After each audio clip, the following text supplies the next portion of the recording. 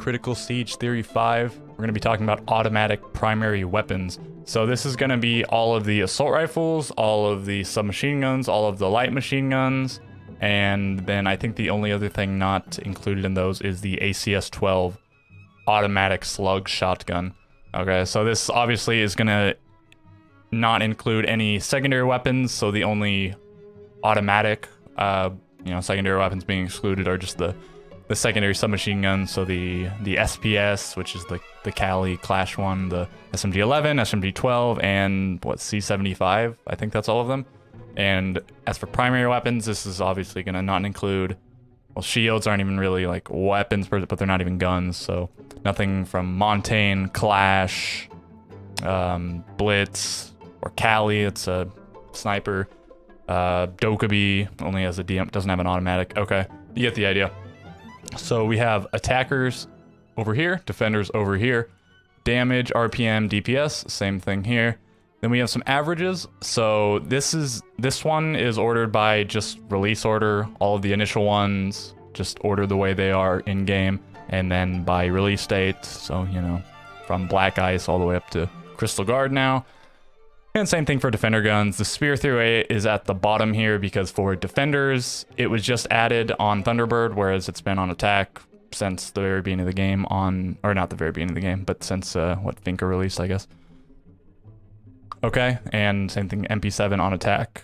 This is when it was released on 0. It always existed on Bandit, but anyways, average damage for attackers, since it's mostly assault rifles, but not all. There's some LMGs and submachine guns in here. 42.23. Average RPM 749, which is 0.06. And 749 is actually the rate of fire of Thatcher and Flores' gun, right? The AR-33, yeah. So it's perfectly average. 42, so what? The AUG is as close to average as you can get. Same thing with C7E.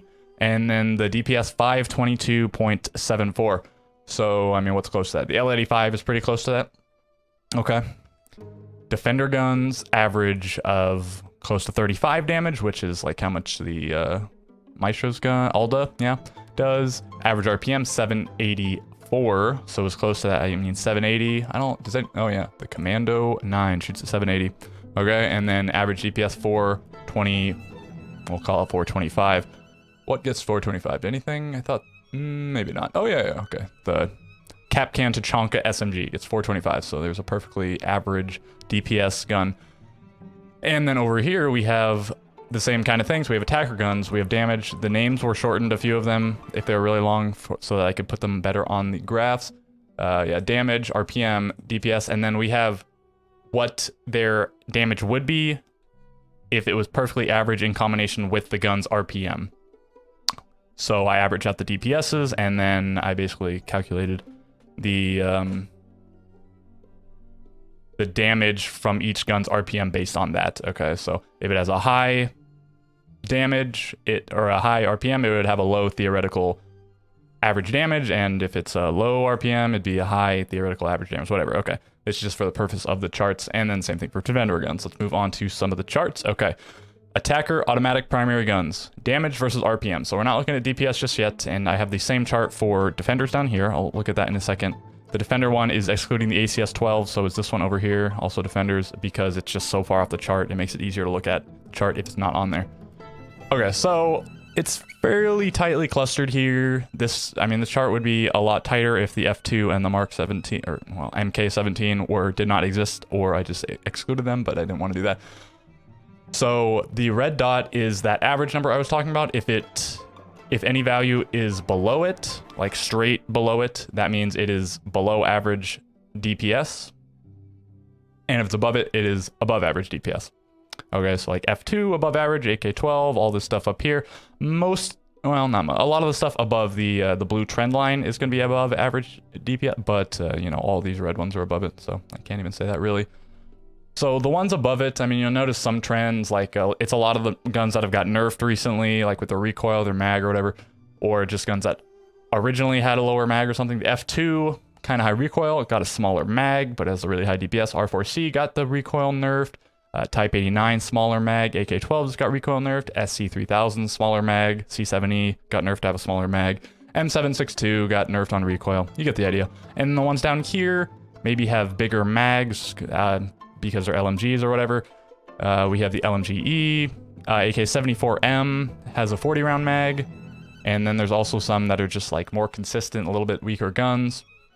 You of course have the SMGs here. That's just the nature of the beast. SMGs have lower DPS, but they have the faster aim down sights time and generally higher RPMs, which is advantageous in this game where there are one-shot kills. But you also have, this is the G36C underneath the F90. They do the same damage and have the same RPM, but they're both generally like fairly low recoil guns, kind of easy to use, so they get the lower DPS. But of course, again, this isn't like strictly DPS technically, but it is, you know, damage and RPM, and that's how you calculate DPS. Okay, let's look at the Defender version of this.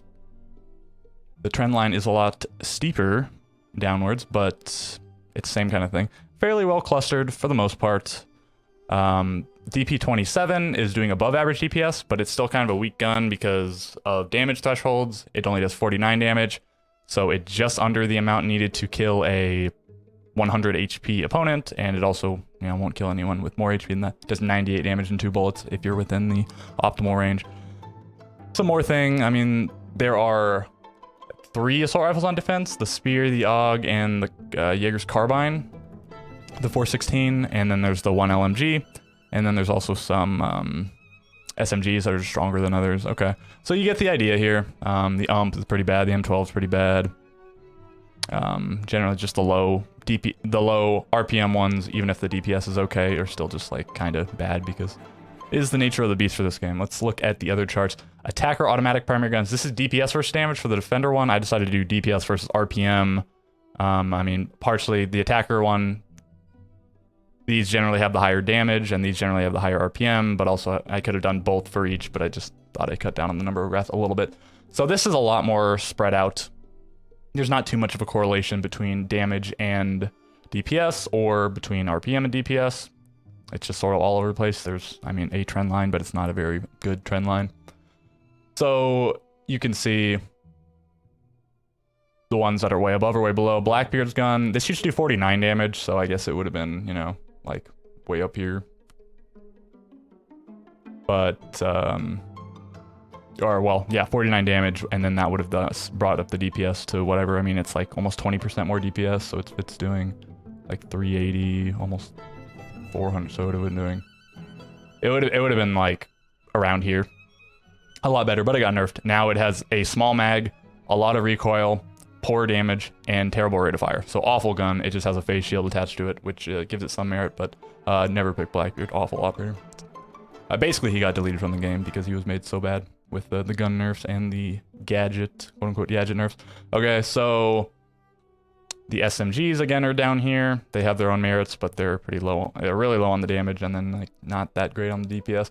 AK-12 way up here off the charts, and thusly it got nerfed, but then the recoil got nerfed, and then I think also it also got improved though, so I don't know where it landed on the nerf buff thing. I assume it got nerfed some amount. F2 still way up here.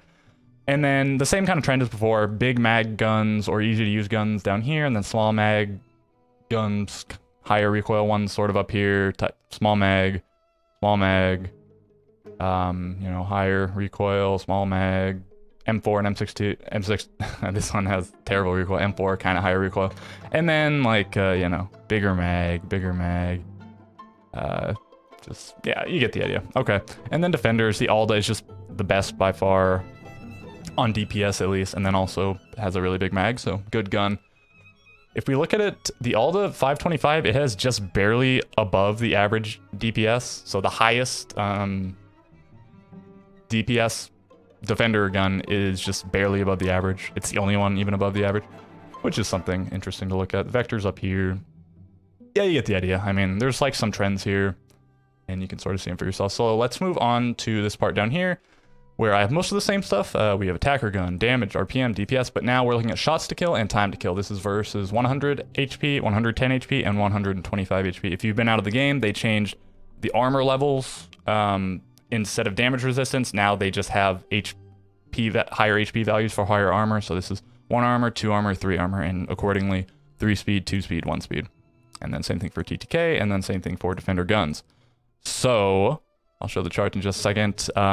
Looking at just some of the numbers, like you can see, the MK17 is just awful. It's the only one here that's above 0.2. The MP7's at 0.2. Okay, and the Defenders, the ACS-12 at 0.2. And these are just on average higher. There's several that even versus one armored opponents take more than a fifth of a second. These are in seconds. More than a fifth of a second to kill. For attacker guns, all of them will kill in 3 bullets at their optimal range. To the body, this, of course, there's another multiplier of 0.8 to the legs, so this is only if you're hitting them on the body. And then, except for the MP7, 4 bullets. And then a few of them drop off. Just the PDW and the FMG9. So all of the assault rifles are still going to kill in 3 bullets versus these guys. And actually, how much? Wait a minute. How much damage is the? Wait a minute. Where's the G8 at? How much damage? Where is it? Right here. 37 damage. Oh yeah, I guess. Yeah. Wait, huh. The way this rounds, so 100, so I'm not sure how it rounded before. I think it might have taken 4 bullets to kill before when it was the damage reduction. So 37 plus 37 is 74, plus 37 is 111. So it'll kill a 2 armor, but previously, so it was a 10% reduction to damage. So 37 minus 10%. So you subtract 3.7. So you got 33.3. So it actually wasn't. No, I don't. And even if it just rounded down to 33, that's just 99 damage in total. So I'm not sure if the game tracked how it tracked decimals before. I think it just rounded maybe down, but I think just rounded to the nearest. So 33.3, of course, is going to round to 33. So I guess this new system was a buff to the G. I just realized that I hadn't paid attention to that before. I'm assuming that was the case before and is the case now. And there really doesn't have to be any rounding. Well, no, they're still rounding because like the leg multiplier still exists. Okay, so let's look at the graphs. They're stacked on one another. We have the TTK against 1 armor, 2 armor, 3 armor, blue, red, yellow. Same thing over here, blue, red, yellow. I just stacked them on top of each other because it's a fairly nice way to visualize it. It's like it sort of averages things out. So the taller it is, the worse. This is sorted by DPS, so high DPS on the left, low DPS on the right. So there's a general trend as you move to the right. It more or less takes longer time to kill, but there are certain damage thresholds and RPMs that result in better time to kills, even with lower DPSs.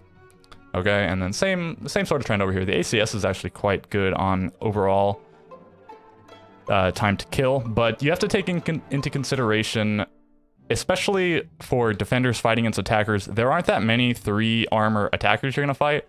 There's Gridlock, there's Montaigne, and there's Fuse, and I think that's, I guess maybe there's like a 3 armor recruit, but for the most part, when you're a defender, you're going to be fighting against mostly 3 speeds and 2 speeds, i.e. 1 armor and 2 armors, and when you're on attack, a little bit more, you're going to fight against 3 armors. There's Rook, there's Doc, there's Echo, there's Maestro,